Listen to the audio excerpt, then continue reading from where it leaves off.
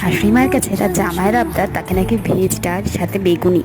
বেগুনি তো আমার বর যে কি ভালো খায় তা তো আর বলে তোমাদের বোঝাতেই পারবো না।